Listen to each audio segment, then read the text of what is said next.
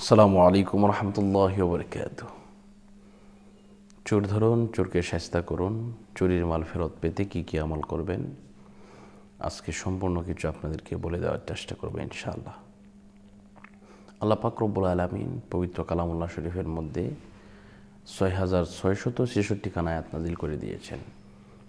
এর মধ্যে একটি আয়াত আছে, এই আয়াতে কারিমা যদি কেউ 1,15,000 মতান্তরে 1,30,000 বার যদি কেউ পড়ে, তাহলে যে ব্যক্তি চুরি করেছে সেই ব্যক্তি এই মাল ফেরত দিতে বাধ্য হবে। যদি না দেয় অবশ্যই সে শাস্তির আওতায় আসবে ইনশাল্লাহ।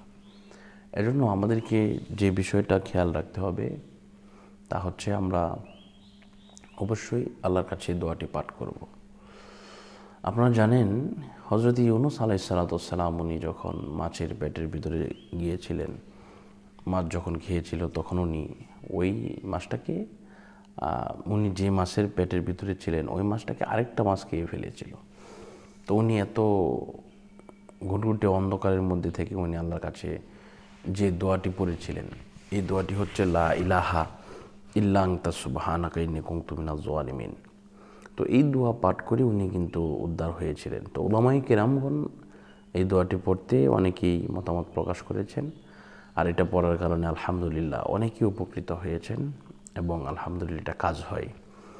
তো যদি আপনার কোনো কিছু চুরি হয়ে যায় আপনি এটা পড়বেন 1,30,000 বার, লা ইলাহা ইল্লা আনতা সুবহানাকা ইন্নী কুনতু মিনাজ জালিমিন। যদি আপনি এটা একা পড়া যায় না, আপনার ফ্যামিলির লোকদেরকে নিয়ে পড়বেন। যদি মনে করেন যে ফ্যামিলির লোকরা নামাজি হয়, যদি তারা ভালো করে, এটা আসলে 10-15 জনে পড়া সম্ভব হয় না, আরও বেশি লোক নিয়ে পড়তে হয়। তো ইনশাল্লাহ যদি আপনারা আমাকে দিয়ে পড়াতে চান, ইনশাল্লাহ আমি আপনাদেরকে পড়িয়ে দিতে সক্ষম হব ইনশাল্লাহ। যদি আপনারা যোগাযোগ করতে চান আমার এই নাম্বারে যোগাযোগ করবেন 016-430-63744। এই নাম্বারে ইমো অথবা হোয়াটসঅ্যাপে যোগাযোগ করবেন।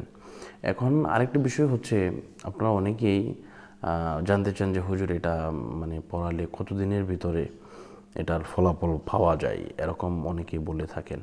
তো এই জন্য ফলাফলটা হচ্ছে, আপনার বিষয়টা হচ্ছে আপনি এটার ফলাফলটা পাবেন আপনি 3 থেকে 1 সপ্তাহের ভিতরে ইনশাল্লাহ।